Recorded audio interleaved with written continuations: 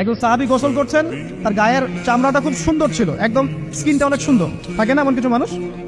আচ্ছা, এখন আরেকজন সাহাবী এই গোসল দেখছেন দূর থেকে, দেখে বলছেন যে কি চমৎকার তার শরীরের রংটা, যেন কুমারী নারীর মতো, অনেকটা এমন একটা কথা তিনি বলেছিলেন। সাথে সাথে এই সাহাবী অজ্ঞান হয়ে পড়ে গেছে। কোন সাহাবী? যিনি গোসল করছিলেন। এটার আপনি কোনো ব্যাখ্যা দিতে পারবেন না তো, এখানে কোনো সায়েন্স দিয়ে বা মেডিকেল সায়েন্স দিয়ে আপনি কোনো ব্যাখ্যা করতে পারবেন না। একটা ব্যাখ্যা দিতে পারেন, কিন্তু কেন সেটা হলো সেটা আপনি অ্যান্সার খুঁজে পাবেন না। তো নবী সাল্লাল্লাহু আলাইহি ওয়াসাল্লামের কাছে নিয়ে যাওয়া হলো তাকে। তিনি বললেন যে এই ব্যক্তির ব্যাপারে কি কেউ ভালো মন্দ কিছু বলেছিল?